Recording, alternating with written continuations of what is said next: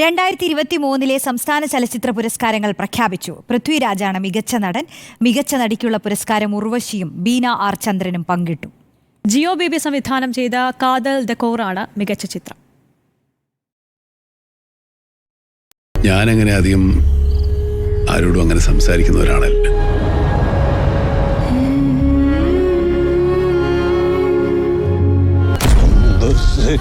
कोई बात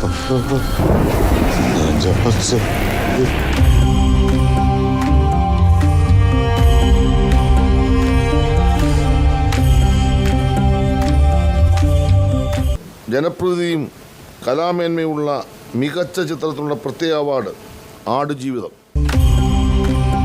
2023 ചലച്ചിത്ര പുരസ്കാരങ്ങൾ ബ്ലസ്സിയുടെ ആടുജീവിതവും ജിയോ ബേബിയുടെ കാതൽ ദിക്കോറും വാരിക്കൂട്ടി. ആടുജീവിതത്തിൽ നജീബിനെ അവതരിപ്പിച്ച പൃഥ്വിരാജ് സുകുമാരനാണ് മികച്ച നടൻ. മികച്ച നടൻ പൃഥ്വിരാജ് സുകുമാരൻ. ചിത്രം ആടുജീവിതം. 1,00,000 രൂപയും ശില്പവും പ്രശസ്തി പത്രവും. ഉള്ളൊഴുക്കിലെ പ്രധാന കഥാപാത്രം അവതരിപ്പിച്ച ഉർവശിയും തടവിലെ ബീന ആർ ചന്ദ്രനും മികച്ച നടിക്കുള്ള പുരസ്കാരം പങ്കിട്ടു. മികച്ച നടി രണ്ടാളുകളാണ്. ഒന്ന് ഉർവശി, 2 ബീന ആർ ചന്ദ്രൻ. ചിത്രങ്ങൾ 1 ഉള്ളൊഴുക്ക്, 2 തടവ്. 50,000 രൂപയും ശില്പവും പ്രശസ്തി പത്രവും. കാതൽ ദിക്കോറാണ് മികച്ച ചിത്രം. മികച്ച സംവിധായകനും അവലംബിത തിരക്കഥയ്ക്കുള്ള പുരസ്കാരവും ബ്ലസ്സിക്ക് ലഭിച്ചു. ചാവേറിൽ സംഗീതമൊരുക്കിയ ജസ്റ്റിൻ വർഗീസാണ് മികച്ച സംഗീത സംവിധായകൻ. മികച്ച പിന്നണി ഗായകൻ വിദ്യാധരൻ മാസ്റ്റർ.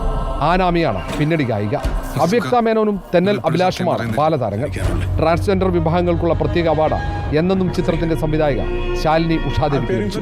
പ്രത്യേക ജൂറി പരാമർശം ഉൾപ്പെടെ ആടുജീവിതത്തിന് 9 പുരസ്കാരങ്ങളാണ് ലഭിച്ചത്. മമ്മൂട്ടി നിർമ്മിച്ച കാതൽ ദിക്കോറിന് 4 പുരസ്കാരങ്ങൾ ലഭിച്ചു. സുധീർ മിശ്ര അധ്യക്ഷനായ ജൂറിയാണ് പുരസ്കാരം നിർണയിച്ചത്. 34 പുരസ്കാരങ്ങളും 4 ജൂറി പരാമർശങ്ങളും ഉൾപ്പെടുന്നതാണ് ഈ തവണത്തെ സംസ്ഥാന ചലച്ചിത്ര അവാർഡ്. 160 ചിത്രങ്ങൾ ജൂറിക്ക് മുന്നിലെത്തി. അന്തിമ പട്ടികയിൽ ഇടം നേടിയ 38 ചിത്രങ്ങളിൽ 22 നവാഗത സംവിധായകരുടേത്. റിപ്പോർട്ടർ, തിരുവനന്തപുരം.